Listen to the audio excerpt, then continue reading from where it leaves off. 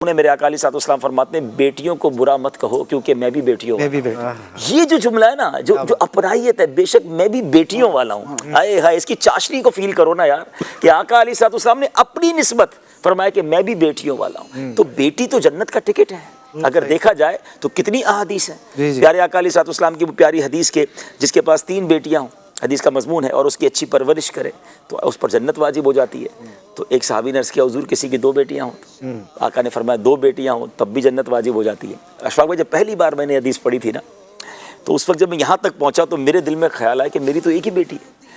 صحابہ کرام پر اللہ کروڑ رحمتوں کی بارش نازل فرمائے۔ صحابی نے پوچھ لیا حضور اگر ایک بیٹی ہو تو آقا نے فرمایا ایک بیٹی ہو پھر بھی جنت سبحان اللہ سبحان اللہ۔ تو یعنی بیٹیاں تو اگر ہمارے گھر میں آئی ہیں تو یہ تو جنت پہ لے جانے کا سامان ہے۔ ان کی اچھی پرورش کریں، انہیں پیار دیں، ان کے ساتھ ان کو احساس نہ ہونے دیں بلکہ گھروں کی رانی بنا کے رکھیں انہیں پردے کے ساتھ، اور جو اس کے احکامات ہیں وہ اپنی جگہ، لیکن بلکہ یہ بھی کتابوں میں لکھا نا کہ گھر میں اگر کوئی سامان بھی لے کر آئیں تو بیٹیوں سے اس کا ابتدا کرے، بیٹیوں سے اس کا آغاز کرے۔ لیکن انفارچونیٹلی جو باتیں سننے کو ملتی ہیں کہ ان کی وراثت نہیں دی جاتی، ان کا حق نہیں دیا جاتا، بیٹیوں کے ساتھ برا سلوک کیا جاتا، اور مجھے یہ سمجھ نہیں آتا کہ مرد کیسے اپنی بیوی کو تانے دے سکتا ہے۔ کیا یہ عورت کے ہاتھ میں ہے کہ وہ بیٹی پیدا کرے یا بیٹا پیدا کرے؟ اب تو سائنس بھی یہ بتاتی ہے کہ یہ دونوں کا اس میں کردار ہے، اور پھر سب سے بڑی بات اللہ کی دین ہے، لیکن یہاں پر سارا ہی بلبہ اس پہ بیچاری پہ ڈال دیا جاتا ہے اور اس کو تانے دیے جاتے ہیں۔